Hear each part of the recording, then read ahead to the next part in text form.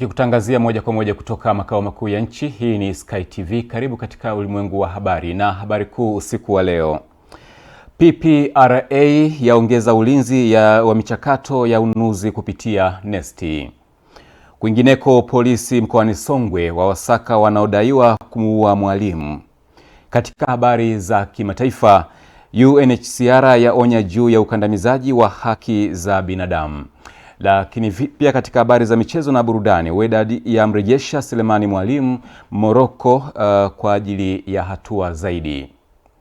Hujambo mtazamaji popote pale ulipo, karibu katika ulimwengu wa habari kutoka hapa Sky TV. Mimi ni Pius Jayunga na moja kwa moja tuanze na habari za kitaifa.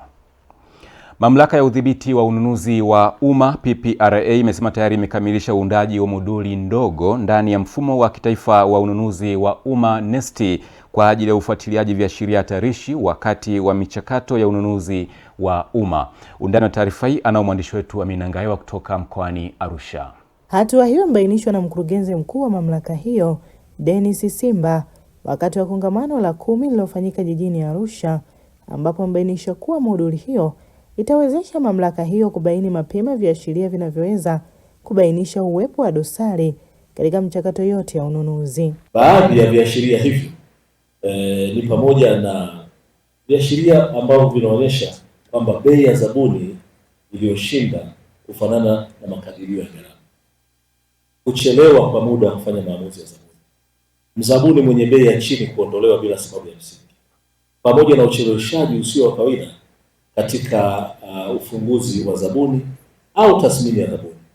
Kwa hiyo kwa kifupi tuseme tumeijenga NeST ikiwa na uwezo wa kuwa na hiyo moduli ndogo ambayo tunaita red flags, na hizo taarifa zote zinachakatwa kidijitali na ni kila kuanzia saa 12 jioni. Mfumo wenyewe automatically unaanza kufanya uchambuzi. Sisi tunapofika asubuhi, taarifa zote za zabuni zilizotokea siku ya jana na siku zilizopita inatupa mchanganuo huo ili kuweka urahisi sasa wa kusimamia ununuzi wa umma kwa ukamilifu. Moduli hii inalenga kuimarisha usimamizi wa mfumo wa ununuzi, kuongeza uwajibikaji na uwazi, pamoja na kuhakikisha taasisi nunuzi zinazingatia sheria, kanuni na taratibu za ununuzi. Akimwakilisha Waziri wa Fedha, Katibu Tawala Mkoa wa Arusha, Dr. October Nguvira amesisitiza matumizi ya teknolojia mpya za kidijitali katika ununuzi wa umma. Uchumi wa kidijitali ni muhimu katika kuleta maendeleo kwa kuongeza ufanisi katika uzalishaji na utekelezaji wa shughuli mbalimbali na kutoa fursa za kuongeza vipato vya wananchi na taifa kwa ujumla. Serikali itaendelea kuhakikisha kuwa teknolojia mpya ya kidijitali zinatumika kuongeza ufanisi katika sekta za uzalishaji na kuepuka madhara yanayoweza kutokea. Ninazielekeza taasisi nunuzi kuhakikisha kuwa zabuni zote zenye thamani isiyozidi shilingi bilioni 50 zinatolewa kwa kampuni za wazawa kwa mujibu wa sheria, kanuni na miongozo ya ununuzi wa umma. Kwa hiyo tunawashukuru sana wenzetu wa PPRA kwa utaratibu huu mzuri, lakini kwa ufuatiliaji wao na kwa maelekezo yao ili watu wote tuweze kutumia mfumo huu na hivyo kuliepusha taifa na gharama kubwa zilizokuwa zinatumika kwa watu kuweza kusafiri toka eneo moja hadi jingine, lakini pia ucheleweshaji wa maamuzi wakati tukitumia manual systems. Lakini sasa kwa kutumia mfumo, basi hata vikao vinaweza vikafanyika online, watu wanaomba zabuni online, maamuzi pia evaluation committee na hatua mbalimbali zinafanyika online na hivyo kuharakisha maamuzi. Kwa hiyo tumepunguza ucheleweshaji na kuweza kuokoa kiasi kikubwa cha pesa. Kongamano hilo limebebwa na kauli mbiu isemayo kutumia fursa ya ununuzi wa umma kidijitali kufikia uchumi endelevu, jumuishi na shindani kuelekea dira ya taifa ya maendeleo ya mwaka 2050. Kutoka mkoani Arusha, Amina Ngahewa, Sky TV. Jeshi la polisi mkoa wa Songwe linaendelea kuwabaini na kuwakamata watu wanaodaiwa kuhusika na tukio la kumshambulia na kumsababishia majeraha na hatimaye kifo mwalimu Nesatasi Dimoso aliyekuwa akifundisha katika shule sekondari Galula iliyopo wilayani Songwe mkoani humo. Mwandishi wetu John Kiango kutoka mkoani Songwe ana undani wa taarifa hii. Hapa kamanda wa jeshi la polisi mkoa wa Songwe, Sakap Agustino Senga, anatoa ufafanuzi. Tukio hili awali lilitokea Julai 26 majira ya saa 6 mchana katika eneo la shule hiyo ya sekondari Galula, ambapo Nesatasi, mwalimu niliyemtaja hapo, Dimoso alijeruhiwa kwa kupigwa kichwani na sehemu zingine za mwili na fimbo na watu wanaodaiwa kufika katika shule hiyo kwa lengo la kuchukua mifugo kwa nguvu, baada ya mifugo hiyo kuzuiwa na walinzi wa shule hiyo pamoja na scout, kutokana na mifugo hiyo kuingia katika eneo la shule kipindi cha kiangazi. Na mfahamu kwamba katika shule zetu hizi tumekuwa tukitunza mazingira, kwa hiyo kuna ukijani.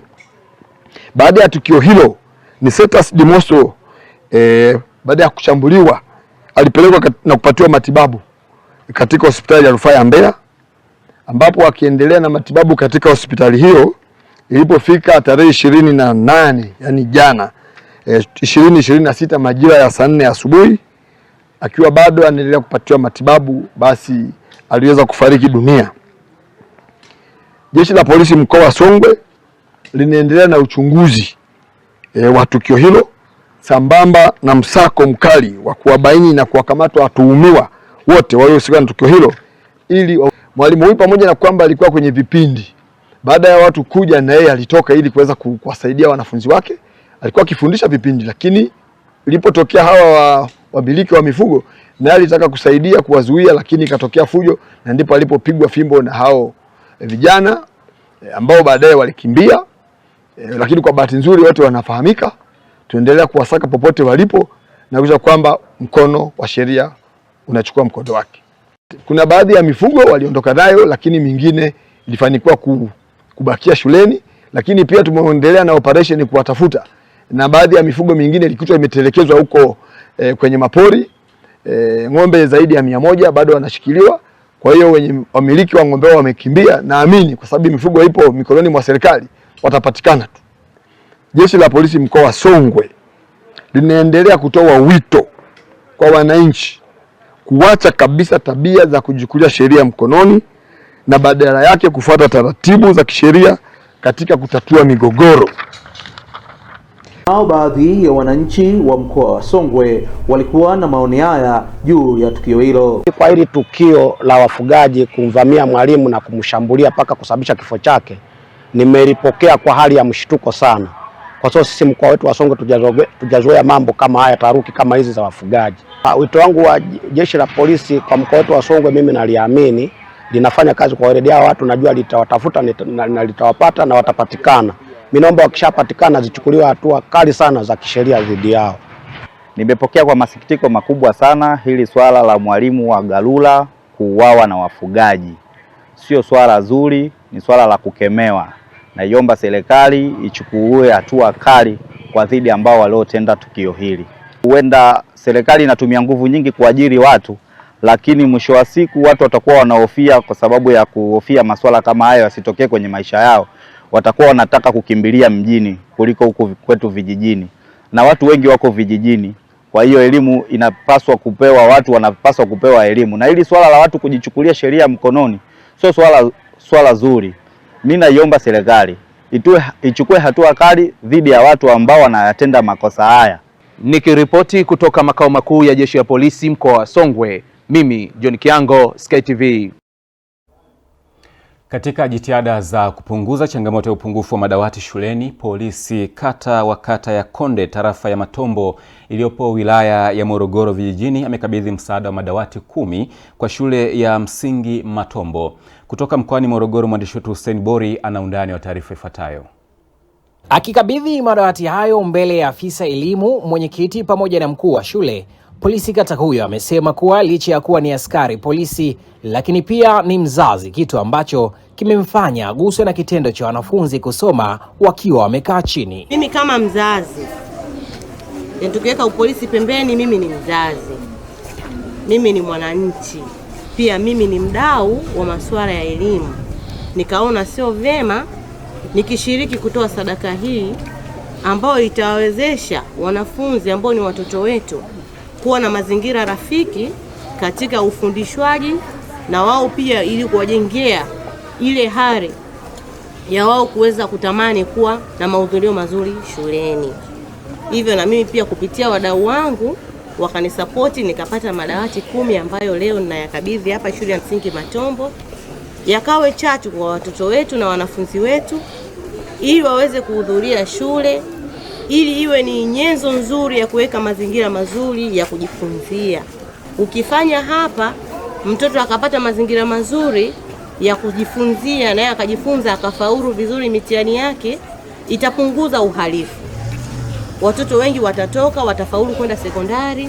Wakifika sekondari watafaulu mpaka vyuo vikuu. Mwisho wa siku tutapata wataalamu mbalimbali. Polisi wetu wanalinda raia na mali zake, lakini pia wanatoa elimu ya uraia. Lakini kwenye hili polisi kata ameamua kujitoa kwa ajili ya kufadhili wanafunzi kwa kutoa madawati 10, ambapo tunaenda kupunguza upungufu wa wanafunzi zaidi ya 30 ambapo sasa watakuwa wanakaa kwenye madawati. Akipokea madawati hayo kwa niaba ya mkurugenzi wa halmashauri ya Morogoro vijijini, Gideon Bunto, afisa elimu wa halmashauri hiyo, ameishukuru serikali kwa kujenga mahusiano mazuri kwa polisi na jamii. Mpaka sasa hivi tuna askari jamii, na uaskari jamii wenyewe ndio huu unaotufikishia kuwa na mahusiano mazuri mpaka kupata ufadhili wa namna hii. Rai yangu kwetu ni kwamba wote tuendelee kushirikiana, tulipende jeshi letu na kuendelea kutoa ushirikiano, lakini wanafunzi pamoja na walimu tunaokabidhiwa madawati haya tuendelee kuyatunza na kuyahifadhi vizuri ili aendelee kutusaidia kwenye changamoto ya upungufu mkubwa wa madawati. Nashukuru sana polisi kata ametuletea madawati kwa sababu tulikuwa na upungufu wa madawati, na pia wanafunzi wengine walikuwa nakaa chini. Walipotuletea madawati haya tunashukuru sana kwa sababu tumepunguza idadi ya watu wa kukaa chini. Kwa mujibu wa mwalimu mkuu wa shule hiyo, amesema kuwa licha ya kupewa madawati 10, bado shule hiyo ina upungufu wa madawati yapatayo 321 na kuwaomba wadau wengine kujitokeza kumaliza changamoto hiyo. Nikiripoti kutoka mkoani Morogoro, mimi ni Hoseni Bori, Sky TV. Mitaa mitatu iliyopo kata ya Kalangalala manispaa ya halmashauri ya Geita imepokea zawadi ikiwa ni sehemu ya kuthamini juhudi zake za kufanya usafi, hali iliyosababisha kuwa kinara wa usafi. Mwandishi wetu Michael Francis Bundala ametutumia taarifa ifuatayo. Mitaa hiyo iliyopokea zawadi ni Nyerere Road, Katoma pamoja na Nyanza kwa kuibuka vinara wa kuhamasisha usafi katika mitaa yao. Diwani wa kata ya Kalangalala Ruben Emmanuel Sagaika amekabidhi zawadi hizo za kiasi cha shilingi 200,000 kwa kila mtaa wakati wa kampeni ya usafi iliyofanyika katika kata hiyo. Kampeni pia tutatengeneza promotion kubwa. Tutamwita pia hata mkuu wa wilaya aje atoe tuzo kubwa. Tutaandaa tena tuzo kubwa zaidi kwa mtaa ambao utafanya vizuri kwa vigezo ambavyo pia mimi navitaka. Lakini kwa vigezo ambavyo pia mimi nilikuwa nimeziweka, bado hakuna mtaa wowote ambao umefikia 100%. Lakini kwa sababu tunapeana motisha, tumeanza ili tufanye juu zaidi. Hii mitaa mitatu ambayo imetajwa hapa imefanya kwa kiwango chake vizuri. Nitawakabidhi shilingi 200,000 kila mtaa hapa. Na naomba nadhani mwenyekiti naye hapa. Hii mitaa mitatu kila mtaa utapata 200,000. Mwenyekiti wa mtaa wa Nyerere Road Dua Isa Kaburi ametoa wito kwa wafanyabiashara kuacha tabia ya kuwatumia watoto wa mitaani kubeba uchafu ili waende kutupa kando kando ya barabara, jambo ambalo linapelekea uchafu kuzagaa mitaani. Kwa kweli nashukuru kwa kupata zawadi hii. Isipokuwa hamasa tunazotoa kwa wananchi wetu ni kubwa. Pili, tunafanya usafi kwa kushirikiana polisi jamii pamoja na mgambo. Na ushauri wangu ni kwamba usafi hauna mwanasiasa. Hata mwanasiasa lazima uwe shupavu kwa ajili ya kuwahimiza watu ili waweze kufanya usafi, kwa sababu usafi ni wa kila mtu. sio wa watu, ni wa kila mtu. Usafi unaanzia kwangu na kuendelea. Hamasa iliyotolewa na kamati yangu ya mazingira mtaa wa Nyerere Road ni kubwa, na kuweza kuwaelimisha watu mpaka kufikia hatua ya sisi wenyewe kujitolea kwenda tunafanya usafi na hao wanaoona wanashiriki. Tunajitahidi sana kufanya usafi mbugani kwa hali halisi ambayo mnaijua mbugani ya siku zote, sio hii ile mnayokuwa mnaifahamu. Leo msingeishia barabarani kufanya usafi. Tunajitahidi kufanya usafi, lakini nimwombe Mheshimiwa Diwani, utakaporudi kule kwenye vikao vyenu, tusukumie basi gurudumu la mabarabara na sisi tuwe kama Nyerere Road. Mbugani sisi hatuna barabara za kusema. Tungekuwa na lami hapa leo tungekuwa tunaongoza, ila kwa sababu barabara zetu ni za vumbi, hatuna mitaro, tunapambana kadri ya uwezo wetu. Kampeni hiyo ya usafi wa mazingira inaongozwa na diwani wa kata ya Kalangalala Ruben Emmanuel Sagaika na imelenga kufikia kwenye mitaa yote 11 ya kata Kalangalala. Michael Francis Bundala, Sky TV. Naam, mtazamaji, unaendelea kutazama Ulimwengu wa Habari kutoka hapa Sky TV, na habari kuu usiku huu: Melania Nuru awa tumaini jipya baada ya kulelewa kituo cha watoto yatima. Karibu tena mtazamaji, tuendelee na Ulimwengu wa Habari kutoka hapa Sky TV. Mimi ni Pius Jayunga.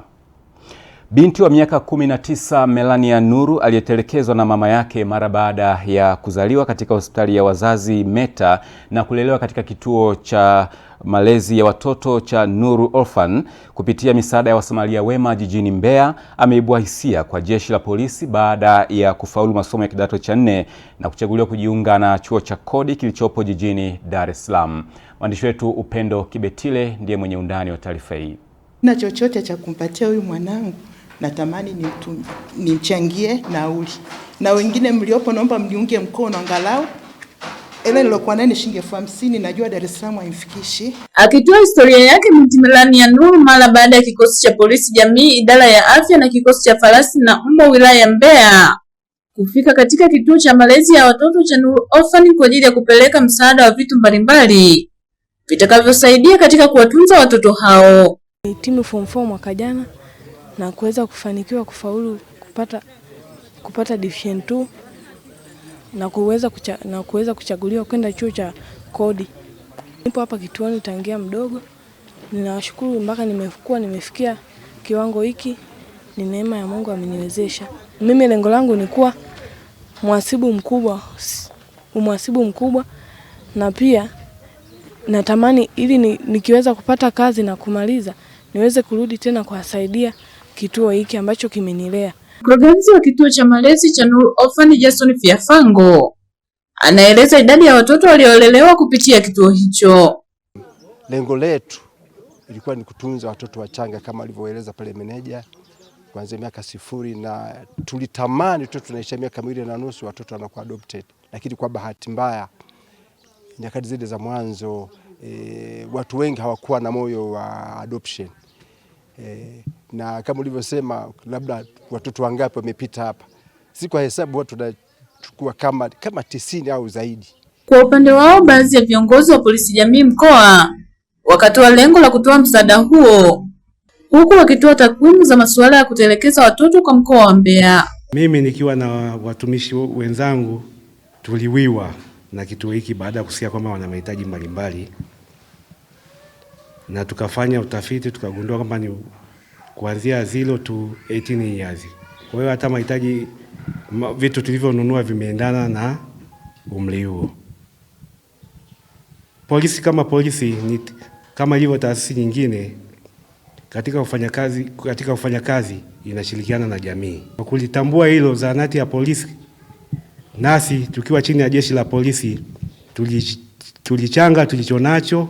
Kwa siku ya leo tuliona tuje tuwaone kituo cha Nuru. Watelekeza watoto ambao hana hatia kwa mkoa wa Mbeya sio matukio mengi sana, lakini hii imetokana na sisi kama jeshi la polisi kutoa elimu kwa vikundi mbalimbali, maeneo mbalimbali, makanisani, hospitali. Hii imesaidia sana kusaidia watoto hawa wachanga wasiweze kutupwa. Nikiripoti kutoka mkoani Mbeya, Upendo Kibetile, Sky TV.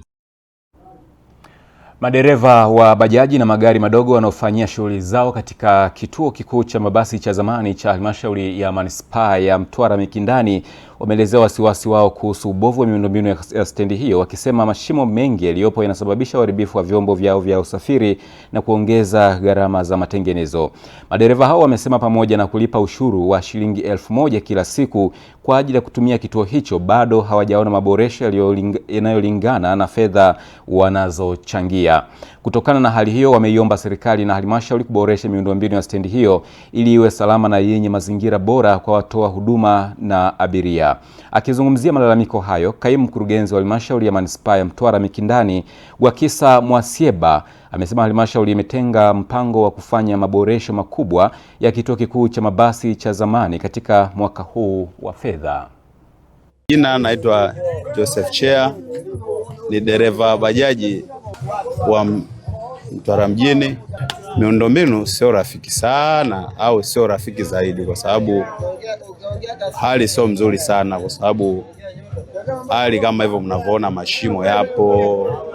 Kwa hiyo changamoto zipo kama hivyo, na pale tunatoa kodi kama kawaida shilingi 1000, yani kwa kutwa moja shilingi 1000. Na afu social marekebisho hamna. Utakuta tu yani ikifika muda fulani wanaleta vumbi, kuna kifusi fulani hivi, ukitembea siku mbili kile chenyewe kinayeyuka. Hata kama usipotembea, likija tu upepo wa maana inapeperusha lile vumbi, shimo linaendelea kama kawaida. Kwa majina naitwa Mustafa Musa Bakari almaarufu Sabodo. Changamoto ambayo tunaipitia huko ndani stendi ni mashimo ambayo unayaona haya. Kama sasa hivi kiangazi unakutana na mashimo kama hivyo. Wakati wa masika maji yanajaa sana ndani hadi kwa hata muda mwingine chombo inapopita inatokea inapiga maji kwenye wiring mpaka inazima. Kwa hiyo ni changamoto ambayo ipo ndani ya manispaa. Na hii ni stendi kubwa iko town. Kwa hiyo inapokuwa inatokea changamoto kama hizi mashimo haya inazidi kuzoofisha mkoa wetu wa Mtwara. Hatuelewi tatizo ni nini. Maana kama ushuru tunalipa, vyombo kama unavyoona ndani kuna magari, kuna pikipiki, kuna bajaji, vyote vinavyopita getini vinaacha ushuru. Ila ukiwaelekeza wenyewe wanakuja wanachukua guta, wanachukua udongo, wanashindia kidogo, siku 2-3 na kuja mvua ule udongo unatoka, mashimo yanaendelea kuongezeka tena. Kwa majina naitwa Karimbu Rohani, ni dereva bajaji stendi ya zamani. Kero ya stendi, kweli stendi ina mashimo mengi kwenye kremu hizi zote, kuanzia hapa mpaka kule stendi ya nanili Mpapula kule, mashimo yako mengi. Pale getini pale tunapotokea mashimo yako mengi. Hii kama takriban miaka 2 au 3 mashimo wanakuja wanaziba bado, lakini hatuoni urekebishaji wa ule ukubwa. Kwa sababu hii stendi inatuingizia kipato sisi watumiaji na inaingiza kipato kwa halmashauri yetu. Tungeomba serikali ilifanyie kazi ili tatizo ambalo lipo ndani ya stendi, kwa sababu hii ni stendi, kionyesha ndani ya stendi kuna mashimo, alafu barabarani tena kuna mashimo, na kwa sasa kuna sema ambapo mtu anaweza kusema sasa hivi nataka kupumzisha chombo changu, kila unakopita ni mashimo tu. Kwa hiyo ombi letu sisi madereva bajaji na madereva wote kwamba irekebishwe vizuri, kwa sababu hapa ndio sehemu yetu ya kutafuta riziki. Tunaomba mkurugenzi au wahusika watengeneze ili kodi yetu tuone manufaa yake, na sisi pia tutoe kwa sababu unavotoa hela kionyeshe ile hela unayoitoa kipi kinaendelea, unakuwa na hamasa ya kutoa tena. Ila kama uoni manufaa yake, mwisho wa siku hata kutoa tutajikuta tu tunatoa 300, 500, sio nini, kwa sababu hatuoni ile hela tunayotoa kipi kinafanyika. Halmashauri imepanga kuyaboresha yale mashimo katika mwaka wa fedha huu hapa, na huwa kila mwaka tunaboresha, lakini tunaamini yote kwa mwaka huu mvua zimenyesha sana na barabara nyingi ziliharibika. Kwa mwaka jana tuliboresha pia, lakini hizo mvua zilizonyesha kwa wingi pia zimesababisha kuharibika kwa mashimo na kutokea kwa mashimo katika ile stendi. Kwa hiyo tumejipanga katika mwaka huu wa fedha tutaboresha pia mashimo na maeneo mengine ambayo kuna mashimo kwa ajili ya kwa ajili ya kuendeleza huduma kwa wananchi, na wananchi wafike salama, na watu wenye magari yao basi waweze kufika salama na bila tatizo katika ile stendi yetu. Tunapata mapumziko mafupi. Tutakaporejea muda mfupi kuanzia sasa, tutakuwa na habari za biashara na uchumi.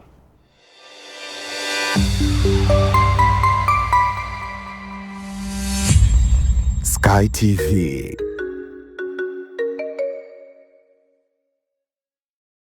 Habari, jina langu ni Sarah kutoka ZIC. Kazi yangu ni kukuongoza katika kufanya maamuzi sahihi ya kujikinga wewe na mali yako dhidi ya majanga yasiyotarajiwa kwa kupata bima kutoka ZIC. Je, unaifahamu ZIC?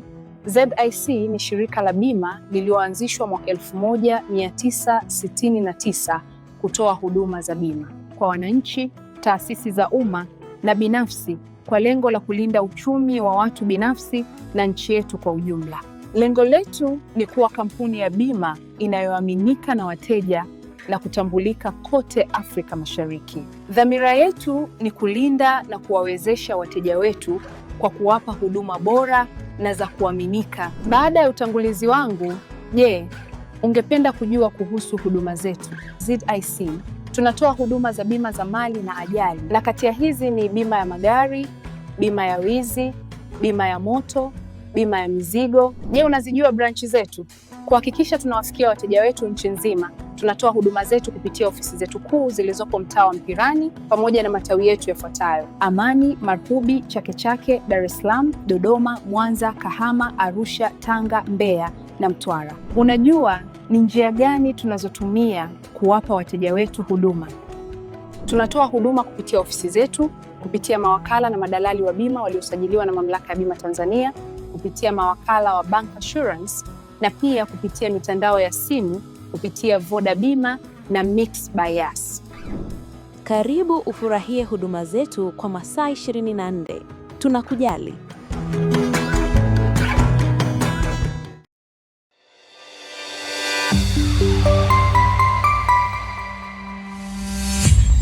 Sky TV.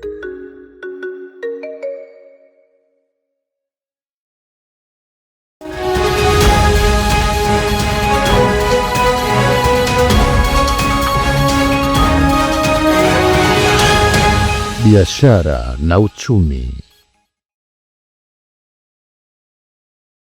Zifuatazo ni habari za uchumi na biashara kutoka hapa Sky TV.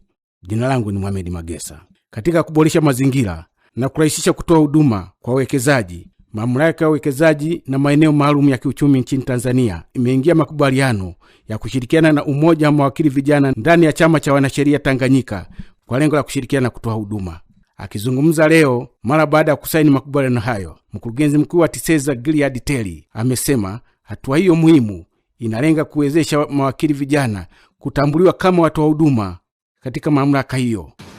Na tumeona kwamba ni muhimu kuimarisha ushirikiano wetu kwa mifumo rasmi ili kuunganisha juhudi ya taasisi zetu katika kukuza huduma za kisheria, lakini kushirikiana na mawakili vijana na kuongeza ushiriki wao katika kuboresha mazingira ya uwekezaji nchini. Tunaweka mfumo rasmi wa kushirikiana na AYL katika kutoa huduma za kisheria kwa ajili ya wawekezaji wa ndani, lakini pia pamoja na wawekezaji wa nje. Kwa jambo la kwanza ni kuwawezesha vijana wa Kitanzania, mawakili wa Kitanzania, mawakili vijana wenye sifa ambao ni wanachama wa AYL kutambuliwa kama watoa huduma wanaotoa huduma kwa ajili ya wawekezaji hapa TISEZA. Tumekuwa na utaratibu huu wa watoa huduma, tunaita investment service provider, na tumekuwa tukisajili watoa huduma hawa kwa gharama fulani, lakini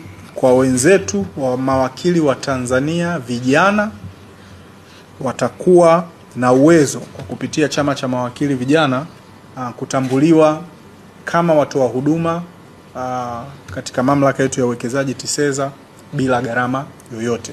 Kwa ni namna mojawapo ya kuwawezesha vijana wa Kitanzania ili waweze kushiriki na kunufaika na mageuzi ya kiuchumi ambayo yanatokea katika nchi yao yakiongozwa na kiongozi wetu shupavu jemedari Mheshimiwa Rais wa Jamhuri ya Muungano wa Tanzania Dr. Samia Suluhu Hassan. Lakini pia taasisi zetu zitafanya vitu vingine vya ziada. La kwanza, Tutakuwa na program za mafunzo kwa ajili ya vijana wote kuhusu masuala mazima ya uwekezaji, ili na wenyewe waweze kutoa mchango wao, waweze kunufaika. Tutaki wanasheria wawe watu wa kuandika mikataba tu ya watu wengine, tungetaka na wao pia wawe wawekezaji. Lakini la pili, kuongeza uelewa juu ya masuala mazima ya uwekezaji. Lakini tatu, kushirikiana kufanya tafiti na maboresho ya vitu gani vya kurekebisha katika mifumo yetu ya sheria inayoweza kuongeza na kukuza kasi ya uwekezaji nchini. Naye mwenyekiti wa TLS AYL wakili Emmanuel Ukashu amesema makubaliano ya miaka 3 na inaweka unafuu wa mawakili vijana, kwani kwa sasa hawatohitajika kulipia gharama yoyote ili kuwa watoa huduma kupitia TISEZA. Kwanza tunashukuru sana kwa sababu katika uongozi wetu tumeweza kupata mahusiano mazuri na tumeshirikiana vizuri na TISEZA. Na hii ni fursa ambayo mawakili vijana wataenda kunufaika na wataenda kuiona nchi yao katika sura ya kipekee kwenye uwekezaji.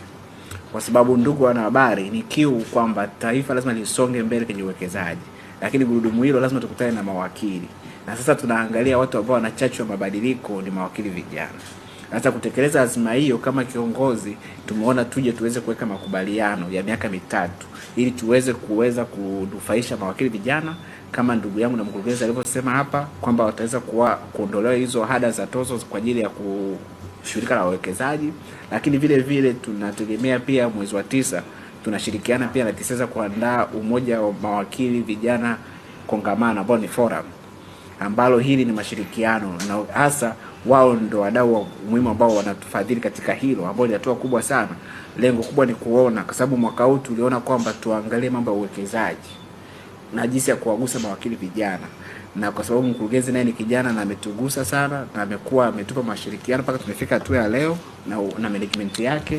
Kwa hiyo sisi tunakuahidi kwa umoja wa mawakili vijana ndani ya TLS kwamba tutashirikiana vema. Lakini pia nikupe salamu za dhati kutoka kwa rais wetu wa chama cha mawakili Boniface Anisire Kajijumere Mambokusi, anakusalimia sana na tuko pamoja katika kuendeleza jukumu hili, tukitekeleza ile kauli yetu ya kifungu cha 4 cha sheria yetu katika kusaidia serikali, kusaidia nchi na taifa. Na vifuatavyo sasa ni viwango vya kubadilisha fedha za kigeni kwa mujibu wa Benki ya Tanzania BOT. Dola ya Marekani imenunua kwa shilingi 2634 na senti 36 na kuuzwa kwa shilingi 2660 na senti 71. Paundi ya Uingereza imenunua kwa shilingi 3503 na senti 97 na kuuzwa kwa shilingi 3533 na senti 41. Nayo yuan ya China imenunua kwa shilingi 388 na senti 99 na kuuzwa kwa shilingi 392 na senti 88. Yeni ya Japani imenunua kwa shilingi 16 na senti 10 na kuuzwa kwa shilingi 16 na senti 26.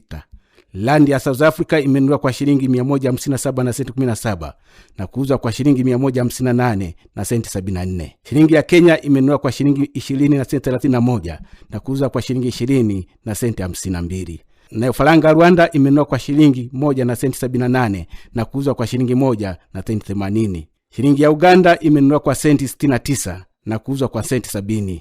Tukamilishe na faranga ya Burundi ambayo imenunuliwa kwa senti 87 na kuuzwa kwa senti 88. Huo ndo mwisho wa habari za uchumi na biashara. Jina langu ni Mohamed Magesa.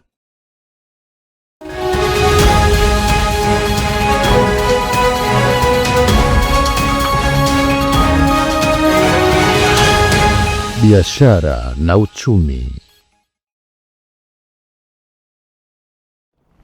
Na habari za biashara na uchumi ulikuwa naye Mariango Magesa Mohamed ambaye amekusogezea habari za biashara kwa uzuri kabisa. Na sasa moja kwa moja tunajiandaa kwenda katika habari za michezo na burudani. Lai Saidi yupo tayari.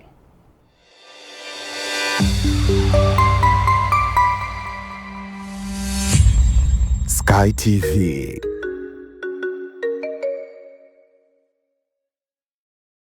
Habari, jina langu ni Sarah kutoka ya ZIC. Kazi yangu ni kukuongoza katika kufanya maamuzi sahihi ya kujikinga wewe na mali yako dhidi ya majanga yasiyotarajiwa kwa kupata bima kutoka ZIC. Je, unaifahamu ZIC? ZIC ni shirika la bima lililoanzishwa mwaka 1969 kutoa huduma za bima kwa wananchi, taasisi za umma na binafsi kwa lengo la kulinda uchumi wa watu binafsi na nchi yetu kwa ujumla.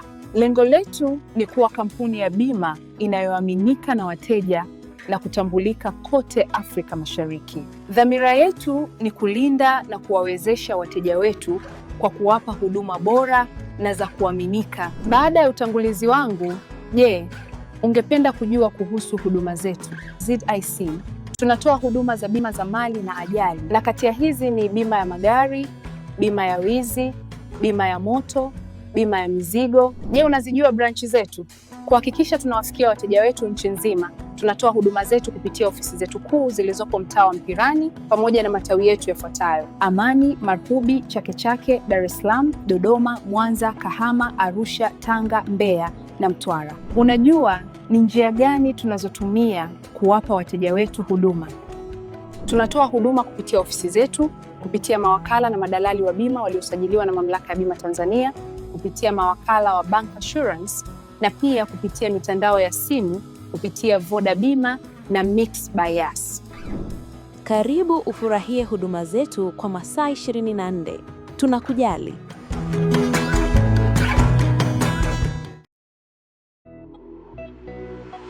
Uongozi wa shule za Iyula Malaika Pre and Primary School zilizopo Ntyuka Dodoma na Mantengu B mji wa Vwawa mkoani Songwe unatangaza nafasi za masomo kwa wanafunzi wa awali na msingi. Kwa wanafunzi wa awali, shule inapokea watoto kuanzia umri wa miaka 2 na kuendelea. Na kwa wanafunzi wa elimu ya msingi, shule ya Iyula Malaika iliyopo Ntyuka jijini Dodoma inapokea wanafunzi kuanzia darasa la 1 mpaka la 4. Na shule ya Iyula Malaika iliyopo Vwawa mkoani Songwe inapokea wanafunzi kuanzia darasa la 1 hadi la 5. Mzazi au mlezi unakaribishwa kumleta mwanao katika shule za Iyula Malaika kwa elimu bora zaidi. Kwa mawasiliano zaidi piga simu namba 0745557379 au 0742062424 na 0793186716.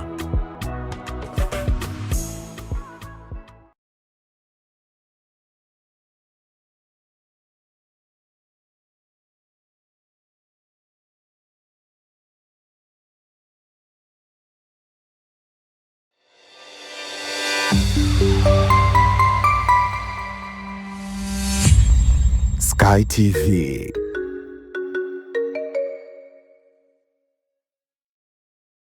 Michezo na burudani inaletwa kwenu na ZIC.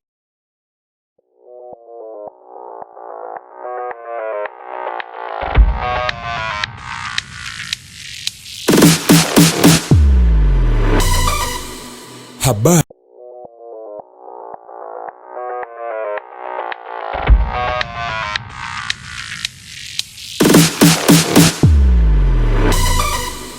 Habari za michezo na burudani.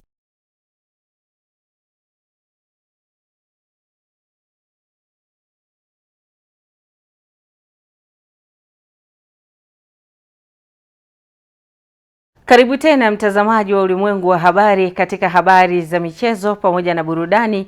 Mimi ni Lai Saidi. Mshambuliaji wa klabu ya Simba Selemani Mwalimu ameondoka Rwanda na kurejea jijini Dar es Salaam ili kukamilisha taratibu za kwenda nchini Morocco kujiunga na klabu yake ya Wydad Athletic Club baada ya mkataba wake wa mkopo wa wekundu wa Msimbazi kumalizika mwishoni mwa msimu huu. Lakini pia kwa mujibu wa chanzo kutoka Simba Sport Club, hatua hiyo ni sehemu ya utaratibu wa usajili unaomtaka mchezaji kuripoti kwanza katika klabu yake kabla ya mazungumzo yoyote kuhusu mkopo mpya au uhamisho kuendelea. Simba bado ina nia ya kumbakiza Mwalimu kwa mkopo wa msimu mwingine, lakini pia uamuzi utategemea tathmini ya benchi jipya la ufundi la Wydad chini ya kocha Paulo Sejo. Lakini chanzo hicho kimesisitiza kuwa hakuna mgogoro kati ya Simba na Wydad bali ni kufuata taratibu, lakini pia kimekanusha taarifa zilizodai kuwa kila kitu kilikuwa kimekamilika kuhusu kuendelea kwa Mwalimu Msimbazi. Kwa sasa Simba Sport Club inaendelea na mazungumzo huku ikisubiri uamuzi wa Wydad, wakati kikosi hicho kikiendelea na michuano ya kombe la michuano ya Sekafa Kagame Cup inayoendelea nchini Rwanda.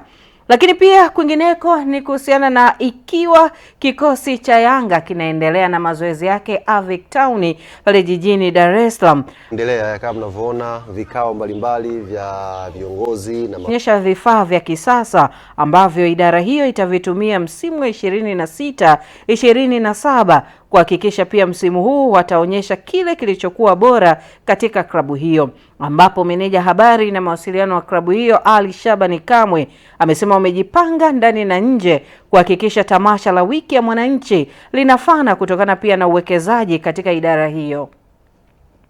Maandalizi yanaendelea kama mnavyoona vikao mbalimbali vya viongozi na makocha, lakini players wanaendelea na session zao, activation za kutosha, na sisi idara ya habari ya Young Africans tunaweka maandalizi yetu sawa kuelekea msimu wa 26-27. Huo msimu tumesema hatucheki na kima. Huo msimu ambao tumesema Champions League ni gombania goli. Hakuna tunayemhofia hata nyie chambueni, lakini sisi Yanga kwa kuwa Al Ahly hayupo hakuna anayetusumbua hata mmoja huko. Sasa idara ya habari Young Africans tunataka tuwaonyeshe pia maandalizi yetu ya msimu huu. Tukiwaambia msimu huu tumekamia nje ndani, leo mtaona mfano. Ghalib Said Mohamed GSM ameweka uwekezaji mwingine mkubwa kwenye idara ya habari. Unaona vifaa vya Irani hivi vimetua hapa Yanga Afrika. Hizi ni ndege hatari ambazo tutahakikisha kwenye Yanga Day tarehe 9 uwanja wa Uhuru. Tunaizunguka Dar es Salaam, tunazunguka uwanja wa Uhuru na watu wanaenjoy. Niko na Amani Kimweri, huyu ndio admin wa page yetu ya Yanga, ndio digital manager wetu, anakwenda kutupitisha sasa vifaa vipi ambavyo tumeviongeza kwenye idara ya habari. Na sio mwisho, ni mdogo mdogo, face kwa face mpaka mtaona. Twende bwana. Bana, hapa tuna lens ya 400 standard, hii inashuka mpaka 2.8. Hii lens sio mchezo. Kwenye viwanja vyenye low light, viwanja ambavyo havina, hii inatatua matatizo yote. Na hii lens ni very expensive. Hii lens unazungumzia ni $12,000. $12,000. Hiyo ni kununua tu. Matunzo yake pia. Kwa ile Tanzania? Kwa ile yetu ya Tanzania inakaribia milioni 35-40. 35. Na ukiangalia kwenye matunzo ya hii lens, ni lazima kila baada ya miezi 3 ihakikishe imesafishwa, imewekwa sehemu nzuri, kwa hiyo inahitaji pia matunzo mazuri sana. Na hapa tuna drone, hizi ni Mini 5 Pro zote mpya, na ni drone zimekuja kwa ajili ya kazi ya msimu huu, na tutahakikisha matukio yote yanakamatwa na hivi vitu, kuanzia training kwenda kwenye wiki ya mwananchi, kila kitu kitakamatwa na hivi vitu. Kwa hiyo hivi vyote ni vitu vipya. Hii milioni 30 ngapi? Hii milioni 35-30. Hapo kujumlisha? Yaani in short ni kwamba uwekezaji wa GSM kwenye idara ya habari unaweza ukanunua na wewe Osimeni wako. Wakati huo kikosi cha matajiri Azam FC wamepanga kuweka kambi nchini Rwanda kwa ajili ya maandalizi ya msimu wa 26-27, lakini pia ikiwa na sehemu ya mpango wa kujenga kikosi imara chini ya kocha Florai Benge kuelekea mashindano ya ndani na yale ya kimataifa. Kambi hiyo itatoa nafasi kwa benchi la ufundi kuwaunganisha wachezaji wapya na waliobaki kikosini, pamoja na kuwajengea utimamu wa mwili na mbinu kabla ya kuanza kwa msimu mpya, ambapo Azam FC imekuwa ikifanya mabadiliko makubwa ya kikosi katika dirisha hili la usajili, huku pia ikilenga kurejea katika ushindani wa juu kwenye ligi kuu Tanzania bara na michuano ya kafu. Mkuu wa idara ya habari na mawasiliano wa Azam FC Zakaria Thabit ameeleza ratiba kamili kuanzia Chamazi, lakini pia ameomba radhi kwa mashabiki wa klabu hiyo kutokuwa na azamka kwa msimu huu. Mikubwa wachezaji wamefika, wachache bado hawajaripoti kutokana na sababu ndogo ndogo. Ukiwa na kundi kubwa lazima kuna mambo yanatokea kwenye familia mbalimbali, na imetokea kwetu pia. So kuna wachezaji wachache hawajafika. Kipre Junior hajafika bado. Fuentes Mendoza hajafika bado. Lakini wengine wengi waliofika, waliobaki wamefika na timu inaendelea mazoezi vizuri. Msimu huu ni kama misimu mingine tu, huwa tunaanzia Chamazi alafu ndo tunasafiri. So na safari tumeanzia hivyo. Tumeanza tarehe 27, tutafanya hapa hadi tarehe 30. Tarehe 31 tutasafiri kuelekea Rwanda kumalizia sehemu ya pre-season iliyobaki. Tutarudi Tanzania tarehe 12 tayari kwa mchezo wetu wa kwanza wa ligi kutoka kufanyika Arusha. Cha msingi ni tuone tu kwanza, kwa sababu ndio timu imeanza mazoezi tu. Msimu unaweza karibikia kwenye pre-season tu. Unaweza mkuta mnaanza kwenye pre-season na watu wanapata majeraha, wengi wanapata majeraha au vyovyote itakavyokuwa. So huwezi kusema tukiwa katika siku ya pili leo tukaanza kutabiri kwamba msimu utakuwa hivi. Misimu kama 4 iliyopita. So safari hii kama misimu mingine iliyopita, kama msimu uliopita na wanyuma yake halitokuwepo. Lakini hatujajifuta, bado limo kwenye vitabu vyetu. Tutakaporudi tutarudi kwa kishindo kikubwa sana. Lakini kwa sasa halipo tamasha msimu huu. Tunaomba radhi sana mashabiki wetu, tunajua ni sehemu ya kukutana na kufurahia kuanza msimu pamoja, lakini halitokuwepo safari hii. Kila kitu huwa kinaandaliwa na kila kitu huwa kina mchakato wake. Mchakato wa tamasha haupo. Kwa sababu mchakato haupo na tamasha litakuwa halipo. So hadi tutakapoamua tena kulirudisha. Kimataifa ni kuhusiana pia na mashabiki wa timu ya taifa ya Nigeria ya wasichana ambao wameonyesha kutoridhishwa na kiwango cha Super Falcons baada ya kichapo cha mabao 3-2 dhidi ya Malawi katika michuano ya Kombe la Mataifa ya Afrika WAFCON kwa upande wa wanawake ambayo yanaendelea nchini Morocco. Kupitia mitandao ya kijamii, wengi wameikosoa timu hiyo kwa kucheza chini ya kiwango, huku baadhi wakidai kikosi hicho kilikosa mpangilio na nidhamu uwanjani. Lawama kubwa zimeelekezwa kwa kipa wa Nigeria ambaye baadhi ya mashabiki wamedai alichangia mabao ya Malawi kutokana pia na makosa ya uchezaji, huku wengine wakimlaumu kocha kwa uchaguzi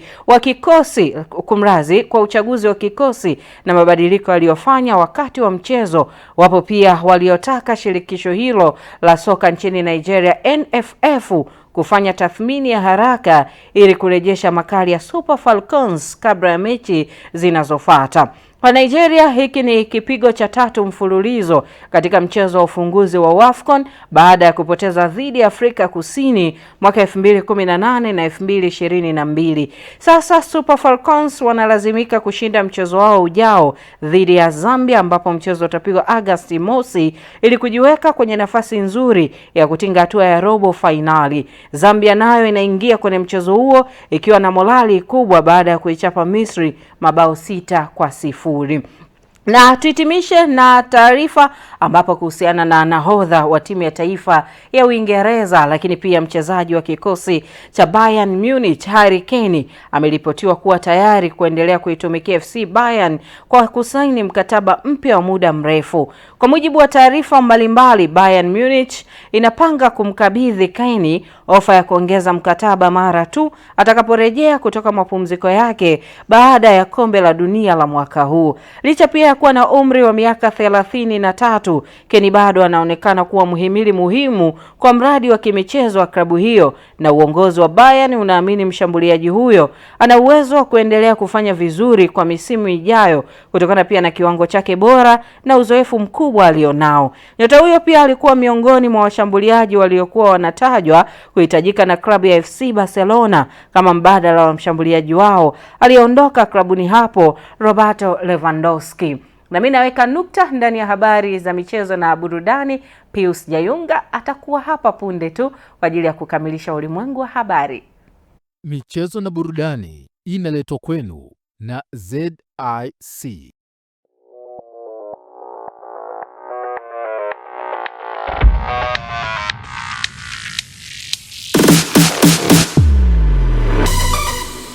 Habari za michezo na burudani. Sky TV inakukaribisha mfanyabiashara, mjasiriamali, taasisi na mashirika mbalimbali kutangaza biashara yako kwa gharama nafuu. Sky TV itafurahi kuwa sehemu ya kufanikisha ndoto yako ya kukua kibiashara. Karibu utangaze nasi ili kuwafikia wateja wengi kutoka maeneo mbalimbali ndani na nje ya nchi. Kwa maelezo zaidi, wasiliana na mkuu wa kitengo cha masoko kupitia simu namba 0673 33 61 99 au 0794 96 3336. Wakati wa kukua kibiashara, taasisi au shirika lako ni sasa. Changamkia fursa hii. Sky TV, above the limit.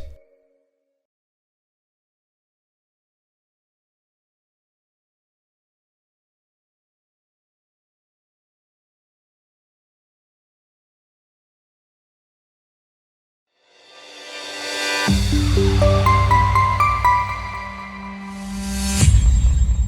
TV.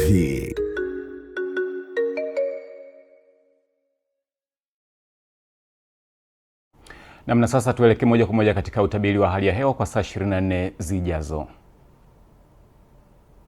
Uhali gani mpenzi mtazamaji, na karibu katika utabiri wa hali ya hewa wa saa 24 zijazo kuanzia saa 3 usiku.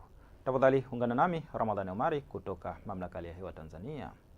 Na kwa kwanza tuangalie hali ya hewa kwa usiku wa leo, ambapo tunatarajia maeneo mengi ya nchi kuendelea kuwa na hali ya ukavu pamoja na hali ya baridi.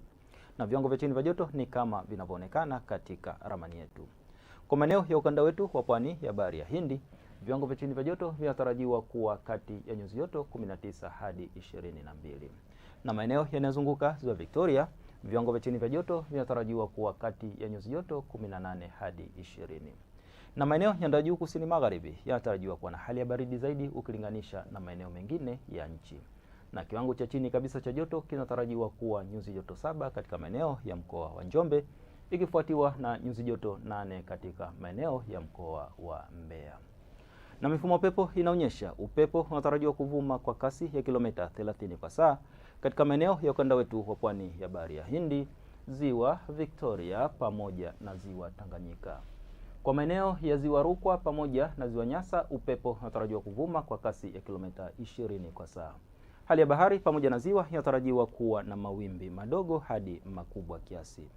Na kwa siku ya kesho, maeneo machache ya mkoa wa Kagera, Geita, Mwanza pamoja na Mara yanatarajiwa kuwa na hali ya mawingu kiasi, mvua na ngurumo za radi pamoja na vipindi vya jua. Kwa maeneo ya mkoa wa Tanga pamoja na visiwa vya Unguja na Pemba kunatarajiwa kuwa na hali ya mawingu kiasi, mvua nyepesi katika maeneo machache na vipindi vya jua. Na maeneo mengine yaliyosalia yanatarajiwa kuwa na hali ya mawingu kiasi na vipindi vya jua. Na sasa tupate utabiri wa siku zijazo kwa baadhi ya maeneo hapa nchini. Kwa mkoa wa Dar es Salaam tunatarajia hali ya mawingu kiasi, mvua nyepesi katika maeneo machache na vipindi vya jua. Na mkoa wa Dodoma tunatarajia hali ya mawingu kiasi na vipindi vya jua. Kwa mkoa wa Mwanza tunatarajia hali ya mawingu kiasi na vipindi vya jua. Na mkoa wa Mbeya kiwango cha chini cha joto kinatarajiwa kuwa nyuzi joto 8 hadi 9. Na mkoa wa Kilimanjaro tunatarajia hali ya mawingu kiasi na vipindi vya jua. Na mkoa wa Morogoro tunatarajia hali ya mawingu kiasi na vipindi vya jua. Na mkoa wa Arusha tunatarajia hali ya mawingu kiasi na vipindi vya jua. Na mpaka kufikia hapo kutoka Mamlaka ya Hewa hatuna ziada. Asante kwa kuwa nami na nikuage kwa heri. Na mtazamaji, na sasa kabla ya kuhitimisha ulimwengu wa habari, tutazame tena yale tuliyokuandalia kwa siku ya leo. PPRA yaongeza ulinzi wa michakato ya ununuzi kupitia NeST. Kwingineko, polisi Songwe wawasaka watu wanaodaiwa kumuua mwalimu. Katika habari za kimataifa, UNHCR yaonya juu ya ukandamizaji wa haki za wakimbizi. Lakini katika habari za michezo na burudani, klabu ya Wydad yamrejesha Selemani Mwalimu nchini Morocco. Mtazamaji, hadi kufikia hapo tuna la ziada. Shukrani kwa wote ambao wameshiriki kufanikisha ulimwengu wa habari kukufikia kwa siku ya leo. Mimi naitwa Pius Jayunga. Tunasema asante na endelea kuitazama Sky TV kwa vipindi vinavyofuata.